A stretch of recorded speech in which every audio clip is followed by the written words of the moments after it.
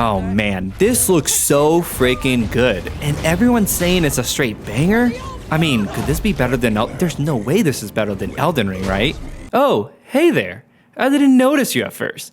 My bad, I was watching all of this great God of War content. And you're here, not doing that? Okay, enough fourth wall breaking. This is not She-Hulk, it's the Co-op Bros, and it's a very busy week on YouTube. But there's no shortage of co-op news for us to fill you in on. So if you're looking for some great games to play with your friends, you came to the right place, where we talk about all the co-op games that came out last month, what co-op games are coming out next month, and any co-op news in between. That's right, it's the Co-op Monthly for October. Let's get started. Starting out the month of October, we had Falling Out, that really cute husband and wife Spelunky-like. It's not getting a ton of attention, but what it does have is solid. I saw 10 Steam reviews that left it at a 100% positive rating. I've never personally seen that, so I don't know how common that is. The Steam user There Can Only Be Tom, great name by the way, summed it up well in his user review saying, "A great roguelike with some amazing moments, keeping your partner alive as an interesting twist, being able to use them as a projectile is pretty cool as well, add in hilarious co-op and versus into the mix, and it's a winning recipe. I hope to see this get more attention because it looks really solid." Fueled Up is another Overcooked-like but set in space where your job is to keep the ship alive despite everything working against you. It also hasn't gotten too much attention, only 3 critic reviews averaging out to a 70 and a mixed 63% on Steam. After reading both a handful of Steam user reviews and the critic reviews, it's basically what you'd expect. This is similar to its peers, except faring a little bit worse. So if you had to choose, go back to what works for you, like Overcooked or Moving Out, but if you want something new, here's the space version of that. Alright, we're slowly beefing up here now with Sker Ritual, an early access round-based co-op survival FPS that made itself available at just the right time. It got a good chunk of user reviews on Steam and right now sits at a 78% mostly positive. I've read some user reviews and it's looking like something Gabe and I will want to try later because it sounds almost like a modern Call of Duty Zombies, and trust me, we'd be down for that. If you want to avoid early bugs, then come back and check this out around the same time next year. We'll probably still be doing the monthlies and we'll update you then. But as of right now, it's looking pretty solid.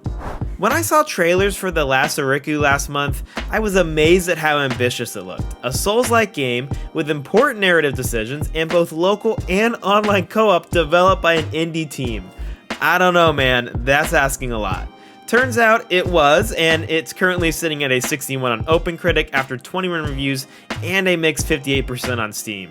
To summarize everything I've read and looked into on this game, the combat and gameplay mechanics come off super janky, which was kind of the vibe I was getting to begin with. Maybe you can wait for a sale or some patches to clean things up, but overall sounds a bit disappointing. For a game about rat people, the Last Oricru bit off more than it could chew. The next major installment in the asymmetrical genre, a Co-op Bros favorite, has finally arrived in Ghostbusters Spirit Unleashed. It's done alright with a 72 on OpenCritic. Like most asymmetrical games, it seems to be getting a similar rap, tons of fun when you get a group of friends together, but the content needs to be bolstered to help keep the good times rolling long term. The developers have already come out to confirm that they will be doing that, so we'll just have to see how this holds up in the coming months. October might as well be the month of sevens, because every game I've covered so far is coming in around there. The Last Hero of Nostalgia is comfortably sitting at a 73, although the actual gamers were significantly more satisfied, leaving it at a 90% very positive on Steam. The overwhelming sentiment is that this is a Souls-like through and through, with a little bit of humor thrown in there, and some self-deprecation, and some recognition of video game history. I tried to find some references for the co-op specifically, and found a few users praising it and also bemoaning it for being a very typical Souls-like cooperative experience. If you follow this channel long enough, you know what that's going to feel like. But hey, another solid Souls-like co-op game in the books is always a win in my mind. Now finally, the game we've all been waiting years for arrived late this last month. Almost breaking the curse, sitting at a 79 on OpenCritic, and garnering an 86% very positive on Steam, is none other than Warhammer 40,000 Shootas, Blood and Teef. That's right, the side-scrolling shooter is one of the better, if not the best co-op release of the month, and I can hardly say I'm surprised. I mean, just look at this. Critics do recommend playing this primarily with friends, and maybe avoiding it on the Switch, which was summarized well by GameSpew's Richard Seagrave saying, "While its campaign is short, it's fun from the beginning to end, and there's a good chance you might go back for another playthrough or engage in some multiplayer action.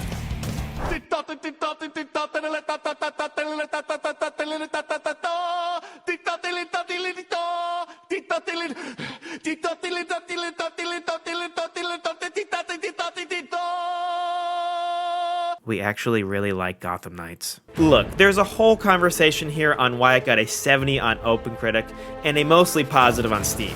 As a matter of fact, these really cool YouTubers made an entire definitive co-op review explaining all of these things. And by golly, they even got a lot of comments supporting their view. That must have felt good. But to summarize their thoughts, I found this user review from Miss Harley Quinn herself that really summed it up well. So you saw the IGN review. First, the game is bussin'. Oh god. Second, ignore those low ratings, they cap. Those critics need to skirt. Anyways, okay, I need to start over, I can't do this. So you saw the IGN review? First, the game is bussin'. Oh god. Okay. I can do this. So you saw the IGN review. First, the game is bussin'. Oh god. Second, ignore the low ratings, they cap. Those critics need to skirt.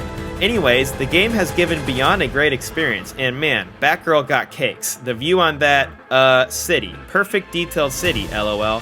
For real. IGN, hire this man.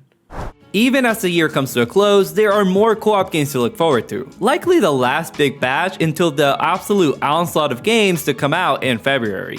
Still mentally preparing ourselves for that one. First up is Front Space, which got delayed earlier this year, but is finally coming out.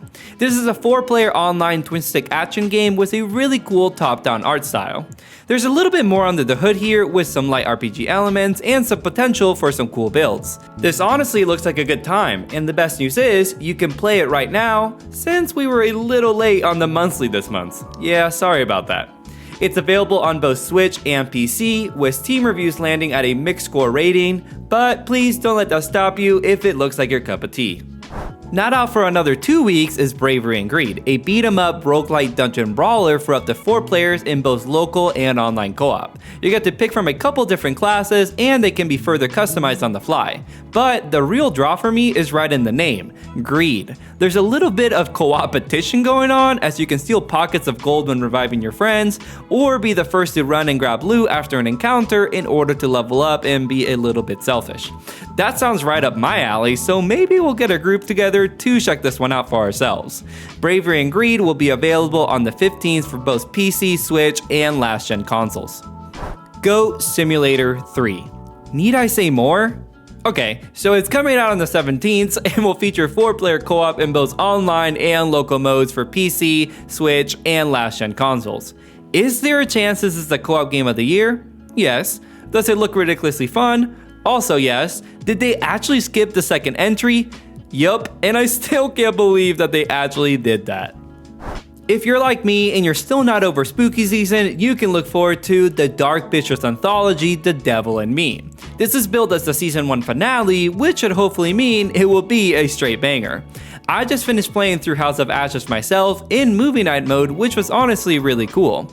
This entry will also have that mode for up to 5 players in local co-op and will also bring back the 2-player online mode Share Story, which The Quarry disappointingly skipped out on. It's out on the 18th for PC and both current and last-gen consoles, bar the Switch. The last 3 titles here are some of our most anticipated of the whole year. First up is Evil West. We still don't know much about the co-op here as the previews— oh wait, I'm getting news from our editor that there's a good chunk of co-op gameplay finally showcased in the latest trailer.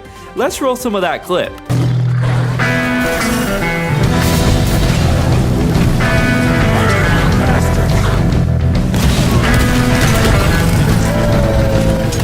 So yeah, that looks pretty dope honestly. Looks like you'll be able to combo using different weapons and abilities together, as well as maybe solving the occasional puzzle or two. And for a split second, it looks like both players could be in a cutscene together? Doubt it, but that'd be pretty freaking cool. We'll see for ourselves when Evil West launches on the 22nd, available on PC and both current and last-gen consoles bar the Switch. Also out on the 22nd is Ship of Fools. If you've watched the monthly this year, you know we've been dying to play this one. It's a seafaring roguelike co-op game where you have to chart your course through the archipelago, all while fighting and repairing your ship, which looks awesome. It sounds really unique and comes with a great art style to boot. I wouldn't be surprised if this turns out to be one of the year's great indies when it's out on PC, Switch, and current gen consoles. Lastly, we have the big one, the motherlode, Warhammer 40k Darktide. This game looks so freaking good. You know we're big fans of co-op horde shooters, and this looks to be the best one yet. We never got around to playing the amazing Vermintide games, but this looks to one-up them in every way, by bringing in the great melee combat from those games, but also introducing its own amazing gunplay. I'm most interested in the character creation mechanics honestly, and how each one of our characters could shape up very differently. We have a long wait for this one as it's out on the 30th for PC and Xbox Series consoles, but I have a feeling it'll be worth the wait. We got a full gameplay trailer and several major outlet previews from the newly announced Wild Hearts, a very promising Monster Hunter clone. Go check out their previews, but to quickly summarize, it's definitely very Monster Hunter, which is awesome, but it's also doing a good job differentiating itself with the Karakuri system, which are like traps and devices you can build on the fly. Your teammates can also make them, and you can use theirs, and they stay in your world permanently until they're destroyed. That sounds legit to me, and we are definitely looking forward to Wild Hearts next year. A basic guarantee podium finish for Wild Hearts on our inevitable, biggest upcoming co-op games of 2023 video. And did we mention it was coming out on February 17th, the official busiest gaming release month of the century? That's a fresh co-op rose certification status, so you know it's gotta be true. Now let me give a couple quick updates on some existing co-op games. Deep Rock Galactic is getting its 3rd season, came out probably just a couple days before this video. You'll be fighting infected bugs that came from a meteorite storm, that sounds pretty cool, and the free battle pass will continue to reward you with some awesome dwarf cosmetics. This is available on Game Pass, and we did review and can confirm Deep Rock Galactic is an excellent game for you and your group to come back to over the long haul. No Man's Sky is the gift that keeps on giving with its 4.0 update. It's called Waypoint and includes an overhaul to both the game's balance and structure, but not a whole lot of new content. It's Hello Games' way of helping new and returning players make sense of the 21 major updates. Yes, you heard me right, 21 major updates since launch. This is an excellent co-op game that we never reviewed but did play together, and like Deep Rock, requires a long-term commitment but delivers quality content in spades. Jokes aside, Gotham Knights is a very good co-op game, despite what you might have thought post-reviews. Unsurprisingly though, it is receiving a hefty amount of patches in this early post-launch window, addressing bugs and frame rate issues. We never experienced too much of this ourselves, but have heard it's been worse for others. I guess your mileage may vary. On the more positive side, Gabe and I are already excited to hop back in to play the upcoming additional 4-player co-op mode, Heroic Assault, later this month. It'll be a free update that is separate from the campaign mode that provides a dedicated arena-like environment with specific objectives to complete and enemies to defeat on each floor with 30 floors total. I'm definitely down to get back into this game as soon as possible, and hopefully we'll give some explicit coverage of this later this year. The Outlast Trials got several previews and had a closed beta that Gabe and I did just play this Halloween with Christian in tow. Here's the 30-second report. It's actually really good. There are some interesting and potentially deep cooperative mechanics at play here that show a lot of promise. Different classes with unique abilities, objectives that force you to work together, and legit terrifying enemies make for a good time. We enjoyed it so much we're actually going to create a whole video covering it in a preview, so look forward to that. Essentially, this is the co-op Saw game I never wanted, but weirdly has me impressed. Definitely interested in how this game continues to develop. Our final update to an existing game is for Evil Dead the Game, our personal favorite in the asymmetrical genre. It's getting a new playable character in the Blacksmith who plays as a support. He can collect scrap around the battlefield and then use that scrap to craft weapons for himself and his team, which is really cool. I've never heard of a support like that. There's also an additional campaign mission and some new weapons in the free part of this update, the Blacksmith you have to pay for. If you can get a group of friends together to play this and have found the asymmetrical genre intriguing, we'd highly suggest it. Check out our review for more. I have the pleasure to deliver the other half of the news here, which I should say it's a lot of rumors and reports going around, but let's start out by touching on that crazy CD Projekt Red news. 4 Witcher games are in development? What? Now, obviously, the one we're most interested in is codenamed Cirrus, which will feature multiplayer on top of a single-player experience. No more details were given on this, but just the idea of a co-op Witcher game? Yeah, that's enough for Andrew and I to both lose our minds over. Another codename game for you. So Ubisoft is in the middle of developing a new session-based co-op shooter called Project U. A bit on the nose for me, but that's besides the point. The announcement, which featured a piece of concept art, described the game as one where many players unite to prevail against an overwhelming threat. Right now it's in early development with a PC-only closed beta taking place in Western Europe. Not much else to go on, but I don't know, it sounds kinda interesting.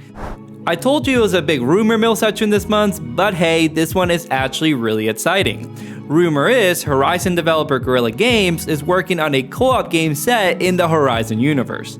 The report was corroborated by VGC, so it has to be at least a little bit true, right? This is another franchise that we'd love to see receive a co-op game. After how great both Ghost of Tsushima and Returnal's modes turned out, this seems like more than just a pipe dream now. Wrapping up our news cycle this month is the news that PlayStation's London studio is making an online co-op game set in a fantasy version of, well, London, England. Again, a bit on the nose, but that's besides the point. Like the previous games I've talked about, details are scarce, save for some cool concept art. With the news that Sony is planning to put out 10 live service games between now and 2026, yeah, this announcement isn't too surprising. So for now, here's another to keep tabs on.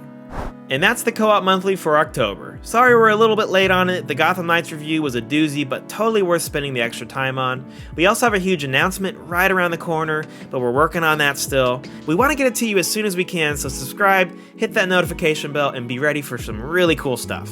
Our streaming schedule gets a little wacky around the holidays, so follow us on socials where Gabe does a great job keeping you up to date and giving you extra content. He actually posted recently 5 great spooky games for Halloween, and if you don't follow us on Instagram, you didn't see it, so bummer for you.